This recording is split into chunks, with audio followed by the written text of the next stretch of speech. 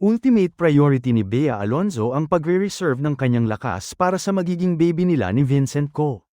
Siyempre knows ni Bea na sa edad niya na 38 ay hindi na ganoon kadali for her na magpalaki ng anak. Kumbaga, time is running fast for her as a mom. I have become more natural and more conscious about longevity, say ni Bea sa kanyang interview sa launch ng ini-endorse niya. Desidido si Bea na manatiling malakas at malusog para carry pa rin niyang habul-habulin ang magiging baby nila ni Vincent.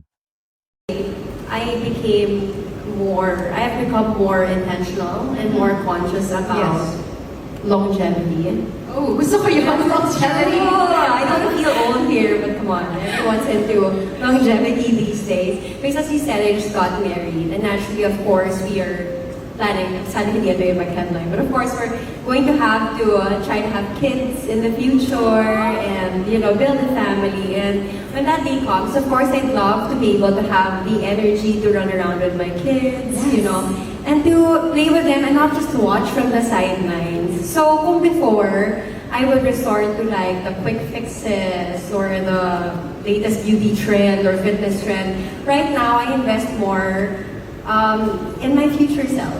And that's not to say ayoko maging maganda. Dapat talaga maganda, maintain pa rin, di ba? Of course, I still want to look good. But ultimately, my priority now is to, have the energy to enjoy every chapter of my life.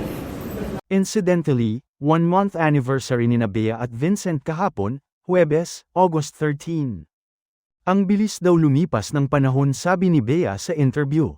At doon ay natanong din ng aktres tungkol sa controversial secret wedding nila ni Vincent. Pahayag ni Bea, honestly, I didn't think that it's something that I really need to share. So, parang hindi naman sa pinagdadamot but at that point I felt like I just wanted it to be mine and his. So, I wanted it about us and no one else. It wasn't supposed to be a surprise or wala namang paabi. It wasn't supposed to be like that. I felt like it was the right thing to do and parang it was, the moment was US.